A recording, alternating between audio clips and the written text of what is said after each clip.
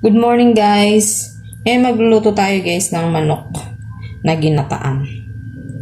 Yung una natin gagawin yan, yung nilinis na manok, ilagay lang natin sa paglulutuan natin.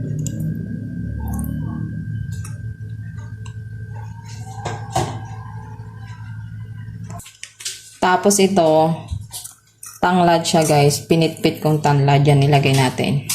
Mas masarap yung tanglad, pero pwede nyo rin gamitan ng luya. Tapos lagay na natin yung sibuyas na hiniwa.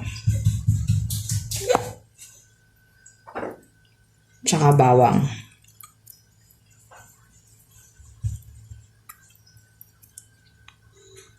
Tapos lagyan na natin ng sili. Siling green, pampasarap. Ito naman, siling pula. Optional guys kung gusto nyo maanghang. Mas masarap kasi pag maanghang. Pero nasa inyo rin kung hindi kayo sanay kumain ng maanghang, pwedeng huwag nyo lagyan. Tapos lagyan na rin natin siya ng asin. Tsaka kunting seasoning guys. Lagay na rin natin yung gulay nating talong. Tapos may pechay pa yun. Pero yung pechay, kahit mamaya na yung pechay. Kasi yung pechay, mabilis lang naman yung maluto. Yan. Tapos ilagay na natin yung gata. Itong gata guys, yung unang gata siya kasi mabilis lang naman maluto to. So kahit yun lang yung ilagay. Ayan, isa lang na natin.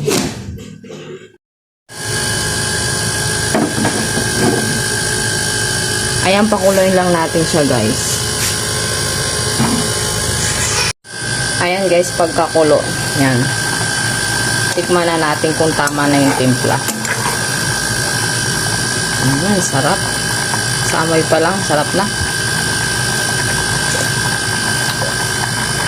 Ayan, kapag okay na yung timpla niya, ilagay na natin yung pechay.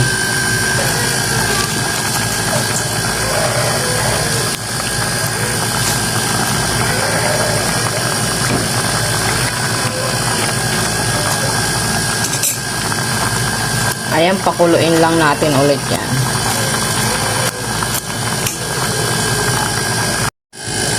Ayan guys, luto na ang ating ginataang manok.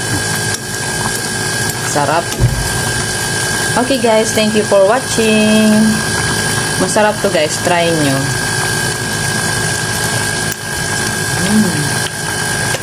Maanghang-anghang na malinamnam dahil sa gata. Try na natin.